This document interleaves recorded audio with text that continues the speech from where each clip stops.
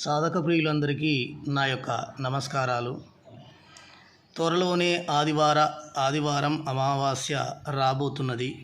కావున అత్యంతమైన ప్రాచీనమైన తెలుగు శాబరీ మంత్రాలని తెలియజేస్తున్నాను. ఆ రోజు ఈ మంత్రాన్ని సిద్ధింపజేసుకుంటే సకలం వైశ్యం జరుగును. దేవత ఏ పని మనం కోరుతామో ఆ పని వెంటనే చేసి పెట్టడం జరుగుతుంది. ఇది అతి పురాతనమైన చౌడేశ్వరి మంత్రం. ఈ మంత్రం వచ్చేసి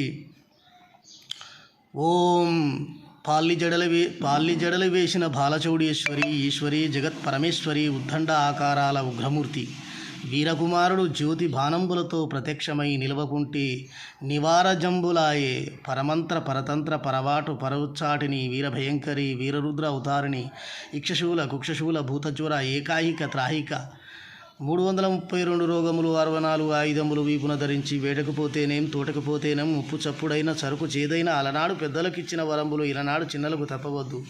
మహాచౌడేశ్వరి ఓం హ్రీం రాం రం ఓం ఫట్ స్వహ. ఈ మంత్రం ఈ విధంగా ఉంది. ఈ మంత్రాన్ని ఆదివారం అమావాస్య నాడు పారుతున్న నది, అంటే నది అయినా పర్వాలేదు, ఏరైనా అదైనా ఇదైనా ఒకటే, అవతల పక్కన దీపం వెలిగించి యువతల గడ్డపైన సాధకుడు కూర్చొని రాత్రివేళ మంత్రమును 1000 సార్లు జపించిన దీపము మన దగ్గరికి ఏటిపై నుంచి నడుచుకుంటూ మన దగ్గరికి వచ్చును. సిద్ధికి ఇదే నిదర్శనం. దీపాన్ని చూస్తూ మంత్రజపం చేయాలి. ఫలితం దేవత కోరిన కోరికను వెంటనే తీర్చుతుంది. కోరికే ముందు 108 జపం చేసి అమ్మవారికి కొబ్బరికాయ కొట్టి నైవేద్యాన్ని సమర్పిస్తే తప్పకుండా ఆ కోరిక అనేది క్షణాల మీద అనేది తీర్చుతుంది అమ్మవారు. ఈ చాలా పురాతనమైన తెలుగు శాబరీ మంత్రాలు కాబట్టి స్వతహాగా చేసుకుంటే ఫలితాలు అనేది రావచ్చు, రాకపోవచ్చు. కానీ గురువు ద్వారా గురువుపదేశం తీసుకొని గురు కరుణతో చేసుకుంటే అమ్మవారు పలకడం అనేది జరుగుతుంది. ఈ శాబరీ మంత్రాలు నమ్మినా పనిచేస్తాయి, నమ్మకపోయినా పనిచేస్తాయి. కాబట్టి అత్యంత శక్తివంతమైనవి.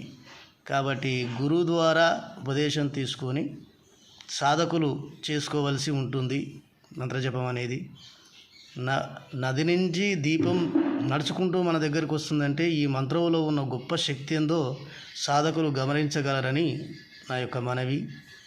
కాబట్టి సాధక ప్రియులారా, ఈ మంత్రాన్ని మీ దగ్గరలో ఉన్న మహాసాధకులు, ఏ విద్యలైనా కానీ మహావిద్య సాధకులు చేత ఉపదేశం పొంది చేసుకోగలరు. అట్లాగాక నా దగ్గరికి వచ్చే వ్యక్తులకు నేను ప్రతి వీడియోలో తెలియజేస్తున్నాను. ఇది 10,116 అనేది నేను కఠినంగా తీసుకొని నేను ఉపదేశం చేస్తాను. అది అమావాస్య కంటే ముందే ఉపదేశం తీసుకొని ఎందుకంటే ఈ మంత్రం నోటికి రావాలి. నోటికి వచ్చిన తర్వాత ఆ జపానికి అమావాస్య ఆదివారం నాడు కూర్చొని చేయవలసి ఉంటుంది. చేస్తే అద్భుతమైన ఫలితాలు వస్తాయి. కాబట్టి సాధక ప్రియులారా, మీరు ఇది గమనించగలరు. ఇలాంటి రోజు సంవత్సరానికి 1-2 సార్లు వస్తుంటుంది ఆదివారం అమావాస్య అనేది. మీకు త్వరలోనే రాబోతున్నది కాబట్టి ఈ అవకాశాన్ని వినియోగించుకుంటారని నా యొక్క మనవి.